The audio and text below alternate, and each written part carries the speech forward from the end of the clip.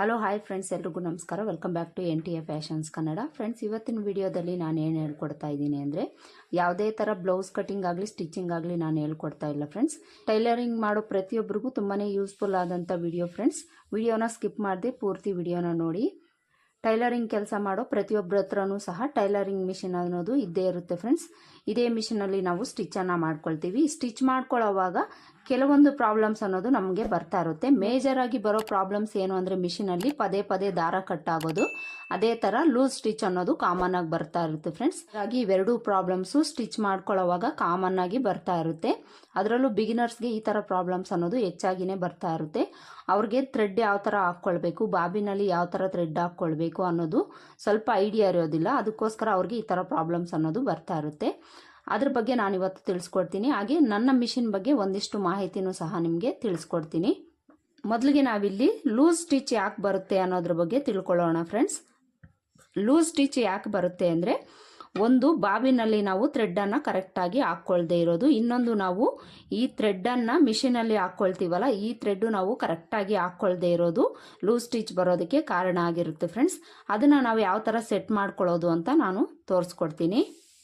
ಮೊದಲಿಗೆ ನಾನಿಲ್ಲಿ ಸ್ಟಿಚ್ ಮಾಡಿ ತೋರಿಸ್ತೀನಿ ಲೂಸ್ ಸ್ಟಿಚ್ ಯಾವ ಥರ ಬರುತ್ತೆ ಅಂತ.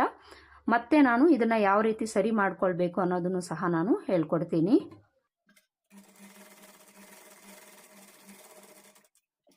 ನೋಡಿ, ನಾನಿಲ್ಲಿ ಸ್ಟಿಚ್ ಹಾಕ್ಕೊಂಡಿದ್ದೀನಲ್ಲ, ಟಾಪ್ ಸೈಡಲ್ಲಿ ನಮಗೆ ಸ್ಟಿಚ್ ಕರೆಕ್ಟಾಗಿ ಇದ್ದಂಗೆ ಕಾಣಿಸ್ತಾ ಇದೆ ಫ್ರೆಂಡ್ಸ್. ಆದರೆ ನಮಗೆ ಕರೆಕ್ಟಾಗಿ ಬರೋದಿಲ್ಲ. ನೋಡಿ, ಲೂಸ್ ಆಗಿ ಬರ್ತಾ ಇದೆ ಸ್ಟಿಚ್ ಅನ್ನೋದು ಕಾಣಿಸ್ತಾ ಇದೆಯಲ್ಲ. ಊರಲ್ಲಿ ನಾವು ಈ ಥರ ಅಂದ್ಕೊಂಡಾಗಲೇ ನಮಗೆ ಲೂಸ್ ಸ್ಟಿಚ್ ಬಂದಿರೋದು ಗೊತ್ತಾಗುತ್ತೆ. ಟಾಪ್ ಸೈಡಲ್ಲಿ ಈ ಥರ ಇದೆಯಲ್ಲ, ಇನ್ಸೈಡಲ್ಲಿ ತೋರಿಸ್ತೀನಿ ನೋಡಿ. ಇನ್ಸೈಡಲ್ಲಿ ಈ ಥರ ಬಂದಿದೆ ಫ್ರೆಂಡ್ಸ್. ನೋಡಿ, ಇನ್ಸೈಡಲ್ಲಿ ಎಷ್ಟು ಲೂಸ್ ಬಂದಿದೆ ಅಂತ.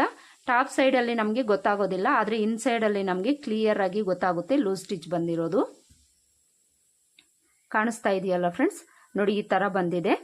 ಈ ಥರ ನಮಗೆ ಸ್ಟಿಚ್ ಬಂದಾಗ ನಾವು ಯಾವ ರೀತಿ ಸರಿ ಮಾಡ್ಕೊಳ್ಬೇಕು ಅನ್ನೋದನ್ನ ಹೇಳ್ಕೊಡ್ತೀನಿ.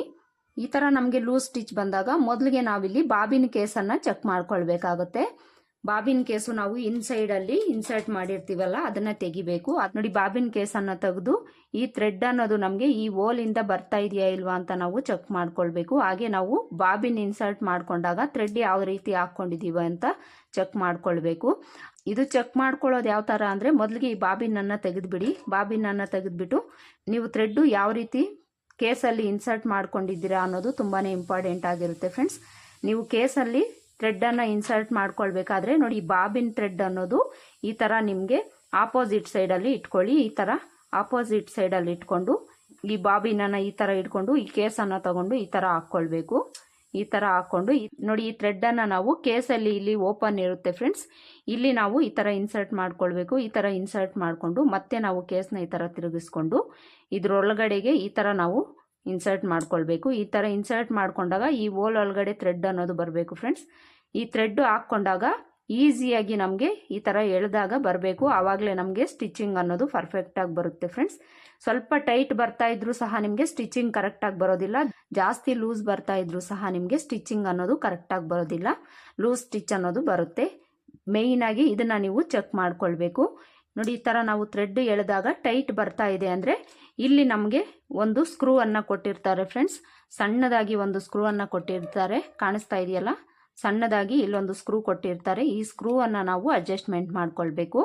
ಈ ಸ್ಕ್ರೂ ಅನ್ನು ಸ್ವಲ್ಪ ನಾವು ಲೆಫ್ಟ್ ಸೈಡ್ಗೆ ತಿರುಗಿಸಿದೀವಿ ಅಂದರೆ ನಮಗೆ ಲೂಸ್ ಅನ್ನೋದು ಆಗುತ್ತೆ ಫ್ರೆಂಡ್ಸ್. ರೈಟ್ ಸೈಡ್ ತಿರುಗಿಸಿದ್ರೆ ಟೈಟ್ ಆಗುತ್ತೆ. ಇದನ್ನು ನಾವು ಲೆಫ್ಟ್ ಸೈಡ್ಗೆ ತಿರುಗಿಸ್ಕೊಂಡು ಸ್ವಲ್ಪ ಲೂಸ್ ಮಾಡ್ಕೊಳ್ಬೇಕು. ಸ್ವಲ್ಪ ಲೂಸ್ ಮಾಡಿಕೊಂಡು ಈ ದಾರನ ಈ ಥರ ಎಳೆದು ನೋಡಬೇಕು. ಈ ಥರ ಎಳೆದಾಗ ನಮಗೆ ಫ್ರೀಯಾಗಿ ಥ್ರೆಡ್ ಅನ್ನೋದು ಬರ್ತಾ ಇರಬೇಕು.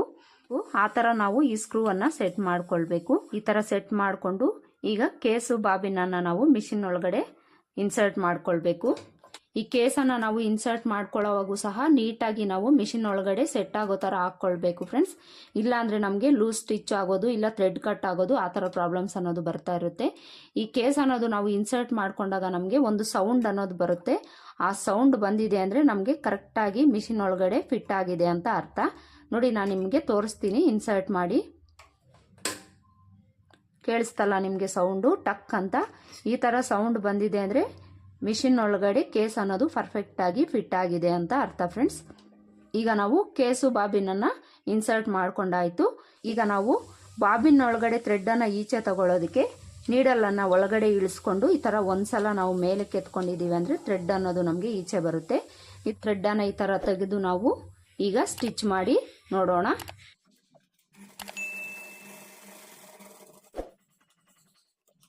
ನೋಡಿ ಫ್ರೆಂಡ್ಸ್, ಈಗ ನಾನು ಸ್ಟಿಚ್ ಮಾಡಿರೋದು ಈ ಸ್ಟಿಚ್ಚು. ನೋಡಿ, ನಾವು ಬಾಬಿನ್ನು ಸರಿ ಮಾಡ್ಕೊಂಡ್ರು ಸಹ ಸ್ಟಿಚ್ ಅನ್ನೋದು ನಮಗೆ ಕರೆಕ್ಟಾಗಿ ಬರ್ತಾ ಇಲ್ಲ ಫ್ರೆಂಡ್ಸ್.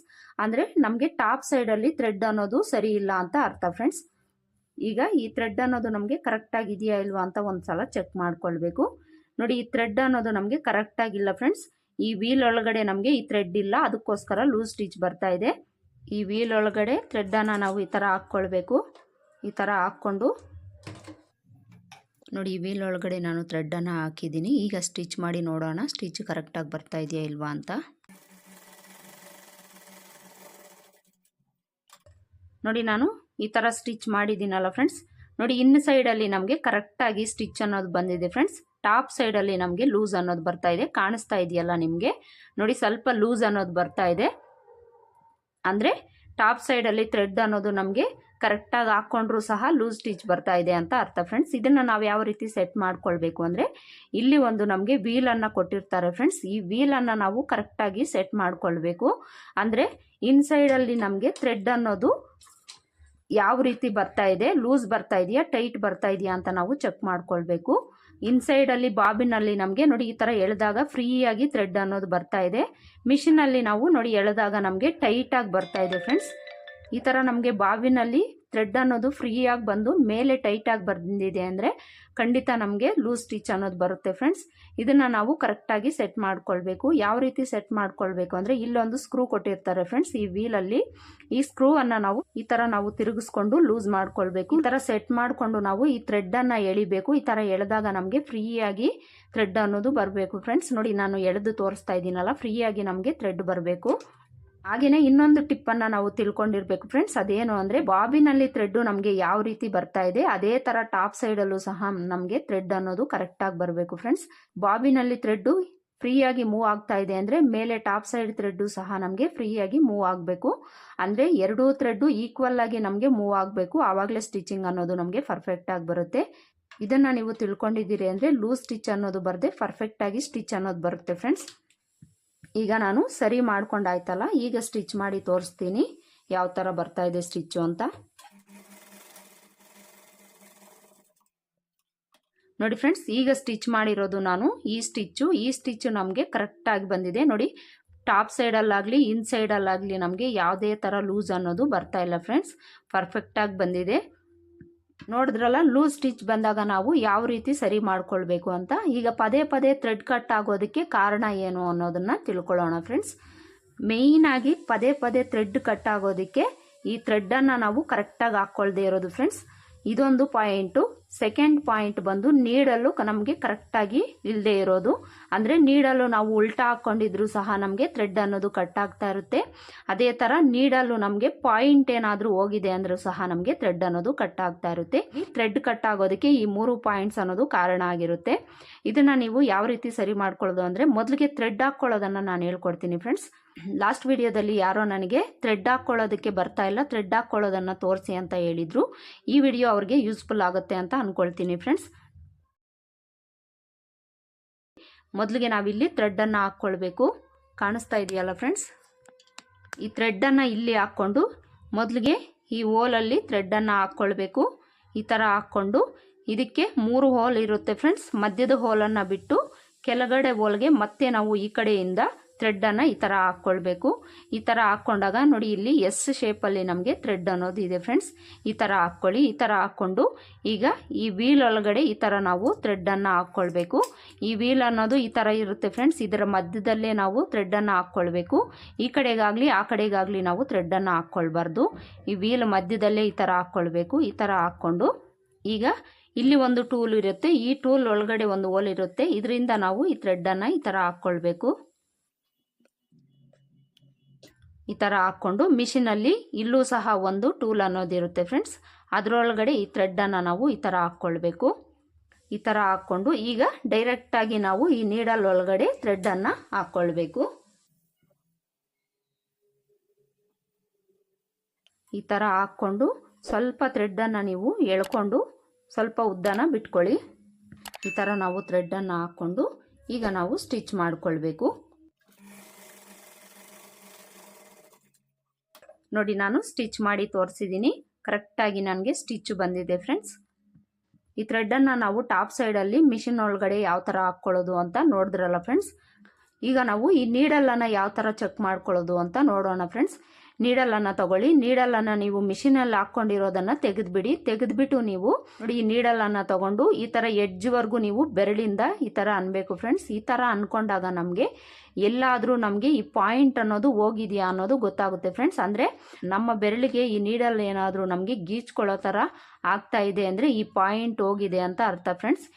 ಈ ಥರ ಒಂದು 5-6 ಸಲ ನೀವು ನೀಡಲನ್ನು ಅಂದಾಗ ನಿಮಗೆ ಗೊತ್ತಾಗುತ್ತೆ ಫ್ರೆಂಡ್ಸ್. ನಿಮ್ಮ ಬೆರಳಿಗೆ ಈ ನೀಡಲ್ ಪಾಯಿಂಟ್ ಹೋಗಿರೋದು ನಿಮಗೆ ಈಸಿಯಾಗಿ ಗೊತ್ತಾಗುತ್ತೆ. ಈ ಪಾಯಿಂಟ್ ಎಡ್ಜ್ ಪಾಯಿಂಟ್ ಏನಾದರೂ ಹೋಗಿದೆ ಅಂದರೆ ಪದೇ ಪದೇ ಈ ಥ್ರೆಡ್ ಅನ್ನೋದು ಕಟ್ ಆಗ್ತಾ ಇರುತ್ತೆ. ಇದನ್ನು ನೀವು ಒಂದ್ಸಲ ಚೆಕ್ ಮಾಡ್ಕೊಳ್ಳಿ. ಪಾಯಿಂಟ್ ಹೋಗಿದೆ ಅಂತ ನಿಮಗೆ ಅನಿಸಿದರೆ ಆ ನೀಡಲನ್ನು ನೀವು ತೆಗೆದುಬಿಟ್ಟು ಬೇರೆ ನೀಡಲನ್ನು ಹಾಕ್ಕೊಳ್ಳಿ. ಥ್ರೆಡ್ ಕಟ್ ಆಗೋ ಪ್ರಾಬ್ಲಮ್ಸು ಕಡಿಮೆ ಆಗುತ್ತೆ. ನೀಡಲನ್ನು ಯಾವ ರೀತಿ ಚೆಕ್ ಮಾಡ್ಕೊಳ್ಳೋದು ಅಂತ ನೋಡಿದ್ರಲ್ಲ. ಈಗ ನೀಡಲನ್ನು ಯಾವ ರೀತಿ ನಾವು ಮಿಷಿನ್ ಒಳಗಡೆ ಇನ್ಸರ್ಟ್ ಮಾಡ್ಕೊಳ್ಳೋದು ಅಂತ ಹೇಳ್ಕೊಡ್ತೀನಿ ನೋಡಿ. ಈ ನೀಡಲ್ಗೆ ಒಂದು ಕಡೆ ಫ್ಲಾಟ್ ಆಗಿರುತ್ತೆ ಫ್ರೆಂಡ್ಸ್, ಕಾಣಿಸ್ತಾ ಇದೆಯಲ್ಲ. ಈ ನೀಡಲ್ಗೆ ಒಂದು ಕಡೆ ಫ್ಲಾಟ್ ಆಗಿರುತ್ತೆ, ಇನ್ನೊಂದು ಕಡೆ ನಮಗೆ ನೋಡಿ ಈ ಥರ ಒಂದು ಗೆರೆ ಅನ್ನೋದು ಬರುತ್ತೆ ಫ್ರೆಂಡ್ಸ್. ಅಂದರೆ ಕಟ್ಟಾದಂಗೆ ಬಂದಿರುತ್ತೆ, ಉದ್ದಕ್ಕೂ ಸಹ ಈ ಥರ ನಮಗೆ ಕಟ್ಟಾದಂಗೆ ಬಂದಿರುತ್ತೆ. ಒಂದು ಕಡೆ ಫ್ಲಾಟ್ ಇರುತ್ತೆ, ಇನ್ನೊಂದು ಕಡೆ ಕಟ್ಟಾದಂಗೆ ಒಂದು ಗೆರೆ ಥರ ಬಂದಿರುತ್ತೆ ಫ್ರೆಂಡ್ಸ್. ಇದನ್ನು ನೀವು ನೋಡ್ಕೊಳ್ಳಿ. ಮಿಷಿನಲ್ಲಿ ನೀಡಲ್ ಹಾಕ್ಕೊಳ್ಳೋವಾಗ ಈ ಗೆರೆ ಥರ ಬಂದಿರೋದು ನಮಗೆ ಲೆಫ್ಟ್ ಸೈಡ್ಗೆ ಬರಬೇಕು, ಈ ಫ್ಲಾಟಾಗಿ ಬಂದಿರೋದು ರೈಟ್ ಸೈಡ್ಗೆ ಬರಬೇಕು. ಈ ಥರ ನೀವು ನೀಡಲನ್ನು ಹಾಕ್ಕೊಳ್ಬೇಕಾಗುತ್ತೆ. ಈ 3 ಪಾಯಿಂಟ್ಸು ನೀವು ಕರೆಕ್ಟಾಗಿ ಹಾಕ್ಕೊಂಡಿದ್ದೀರಿ ಅಂದರೆ ನಿಮಗೆ ಥ್ರೆಡ್ಡು ಯಾವುದೇ ಕಾರಣಕ್ಕೂ ಕಟ್ ಆಗೋದಿಲ್ಲ ಫ್ರೆಂಡ್ಸ್. ಪರ್ಫೆಕ್ಟಾಗಿ ಸ್ಟಿಚ್ ಅನ್ನೋದು ಬರುತ್ತೆ. ಇದಿಷ್ಟು ಟೈಲರಿಂಗ್ ಮಿಷಿನಲ್ಲಿ ಸ್ಟಿಚಿಂಗಲ್ಲಿ ಬರೋ ಮೇಜರ್ ಪ್ರಾಬ್ಲಮ್ಸ್ ಬಗ್ಗೆ ತಿಳಿಸ್ಕೊಟ್ಟಿದ್ದೀನಲ್ಲ. ಈಗ ನನ್ನ ಮಿಷಿನ್ ಬಗ್ಗೆ ನಿಮಗೆ ತಿಳಿಸ್ಕೊಡ್ತೀನಿ ಫ್ರೆಂಡ್ಸ್. ನೋಡಿ, ನನ್ನ ಮಿಷಿನ್ ಬಂದು ಮೆರಿಟ್ ಮಿಷಿನು ಫ್ರೆಂಡ್ಸ್. ಈ ಮಿಷಿನ್ ತಗೊಂಡು ನಾನು 5 ವರ್ಷ ಆಗಿದೆ. 5 ವರ್ಷದಿಂದ ಇದುವರೆಗೂ ಸಹ ನನಗೆ ಈ ಮಿಷಿನ್ ಅನ್ನೋದು ರಿಪೇರಿ ಬಂದಿಲ್ಲ ಫ್ರೆಂಡ್ಸ್. ಒಂದು ಸಲನೂ ಸಹ ನಾನು ರಿಪೇರಿಗೆ ಅಂತ ನಾನು ಶಾಪ್ಗೆ ತೊಗೊಂಡೋಗಿಲ್ಲ. 5 ವರ್ಷದಿಂದ ನಾನು ಇದೇ ಮಿಷಿನಲ್ಲೇ ಸ್ಟಿಚ್ ಮಾಡ್ತಾ ಇದ್ದೀನಿ. ನನಗೆ ಯಾವುದೇ ಥರ ಪ್ರಾಬ್ಲಮ್ಸ್ ಅನ್ನೋದು ಬಂದಿಲ್ಲ. ಹಾಗೆ ನಾನು ತಗೊಂಡಾಗ ಈ ಮಿಷಿನ್ ಪ್ರೈಸ್ ಬಂದು 11,000 ಇತ್ತು ಫ್ರೆಂಡ್ಸ್. 11,000 ಕೊಟ್ಟು ನಾನು ಈ ಮಿಷಿನನ್ನು ತೊಗೊಂಡಿದ್ದೀನಿ. ಅಂದರೆ ಇದು ದೊಡ್ಡ ಮಿಷಿನು, ಚಿಕ್ಕ ಮಿಷಿನ್ ಅಲ್ಲ ಫ್ರೆಂಡ್ಸ್. ಮಿಷಿನ್ ಮಾತ್ರ ನನಗೆ 11,000 ಆಯಿತು. ಮೋಟಾರ್ ನಾನು ಸಪ್ರೇಟಾಗಿ ತೊಗೊಂಡಿದ್ದೀನಿ. ನಾನು ಯೂಸ್ ಮಾಡ್ತಿರೋ ಮೋಟಾರ್ ಬಗ್ಗೆನೂ ಸಹ ನಮ್ಮ ವ್ಯೂವರ್ಸ್ ಒಬ್ಬರು ಕೇಳಿದ್ರು ಫ್ರೆಂಡ್ಸ್. ಅದ್ರ ಬಗ್ಗೆನೂ ಹೇಳ್ತೀನಿ. ನಾನು ಯೂಸ್ ಮಾಡ್ತಾ ಇರೋದು ನೋಡಿ ಫ್ರೆಂಡ್ಸ್, ಅದು ಝೂಕಿ ಮೋಟರನ್ನು ಸಹ ನಾನು ಮಿಷಿನ್ ತಗೊಂಡಾಗಲೇ ತಗೊಂಡಿರೋದು ಫ್ರೆಂಡ್ಸ್. ಮೋಟಾರ್ ಬೆಲೆ ನನಗೆ ಎಕ್ಸಾಕ್ಟಾಗಿ ನೆನಪಿಲ್ಲ ಫ್ರೆಂಡ್ಸ್. ಮಿಷಿನ್ ತಗೊಂಡಾಗಲೇ ಈ ಮೋಟಾರನ್ನು ಸಹ ನಾನು ತಗೊಂಡಿರೋದು. ನನಗೆ ಯಾವುದೇ ಥರ ರಿಪೇರಿ ಮೋಟಾರಲ್ಲೂ ಸಹ ಬಂದಿಲ್ಲ ಫ್ರೆಂಡ್ಸ್. ಈ ಮಿಷಿನ್ ಅನ್ನೋದು ನಮಗೆ ಲಾಂಗ್ ಟೈಮು ರಿಪೇರಿ ಬರದೆ ನಾವು ಕರೆಕ್ಟಾಗಿ ಸ್ಟಿಚ್ ಮಾಡಬೇಕಾದ್ರೆ ಪ್ರತಿದಿನಾನು ನಾವು ಮಿಷಿನ್ಗೆ ಆಯಿಲಿಂಗ್ ಅನ್ನೋದು ಮಾಡಬೇಕಾಗುತ್ತೆ ಫ್ರೆಂಡ್ಸ್. ಪ್ರತಿದಿನ ನೀವು ಸ್ಟಿಚ್ ಮಾಡೋದಾದರೆ ಪ್ರತಿದಿನಾನು ನೀವು ಮಿಷಿನ್ಗೆ ಆಯಿಲಿಂಗ್ ಮಾಡಬೇಕಾಗುತ್ತೆ. ಹಾಗೆಯೇ ವರ್ಷಕ್ಕೆ 1 ಸಲ ಆದರೂ ನೀವು ಇದನ್ನು ಸರ್ವಿಸ್ಗೆ ಕೊಡಬೇಕಾಗುತ್ತೆ. ಈ ಥರ ನೀವು ಮೇಂಟೈನ್ ಮಾಡಿದ್ದೀರಿ ಅಂದರೆ ಈ ಮಿಷಿನ್ ಅನ್ನೋದು ನಮಗೆ ಲಾಂಗ್ ಟೈಮು ವರ್ಕ್ ಆಗುತ್ತೆ ಫ್ರೆಂಡ್ಸ್. ಯಾವುದೇ ಥರ ರಿಪೇರಿ ಅನ್ನೋದು ಬರೋದಿಲ್ಲ. ಮೇಯ್ನಾಗಿ ನಾವು ಆಯಿಲಿಂಗ್ ಮಾಡೋದು ಮರಿಬಾರ್ದು ಮಿಷಿನಲ್ಲಿ. ಆವಾಗಲೇ ನಮಗೆ ಮಿಷಿನ್ ಅನ್ನೋದು ರಿಪೇರಿಗಳನ್ನೋದು ಬರೋದಿಲ್ಲ ಫ್ರೆಂಡ್ಸ್. ಇದಿಷ್ಟು ಇವತ್ತಿನ ವಿಡಿಯೋ ಫ್ರೆಂಡ್ಸ್. ಇವತ್ತಿನ ವಿಡಿಯೋದಲ್ಲಿ ನಾನು ಮಿಷಿನಲ್ಲಿ ಬರೋ ಪ್ರಾಬ್ಲಮ್ಸ್ಗೆ ಯಾವ ರೀತಿ ನಾವು ಮಿಷಿನಲ್ಲೇ ಸೆಟ್ ಮಾಡ್ಕೊಳ್ಬೇಕು ಅನ್ನೋದ್ರ ಬಗ್ಗೆ ನಾನು ಹೇಳ್ಕೊಟ್ಟಿದ್ದೀನಿ. ಹೋಪ್ ಈ ವಿಡಿಯೋ ನಿಮ್ಗೆ ಇಷ್ಟ ಆಗಿದೆ ಅಂತ ಅಂದ್ಕೊಳ್ತೀನಿ. ಇಷ್ಟ ಆಗಿದ್ರೆ ವಿಡಿಯೋ ಒಂದು ಲೈಕ್ ಕೊಡೋದನ್ನು ಮರಿಬೇಡಿ. ಮತ್ತೆ ಸಿಗೋಣ ಮುಂದಿನ ವಿಡಿಯೋದಲ್ಲಿ. ಅಲ್ಲಿವರೆಗೂ ನಮಸ್ಕಾರ. Thanks for watching.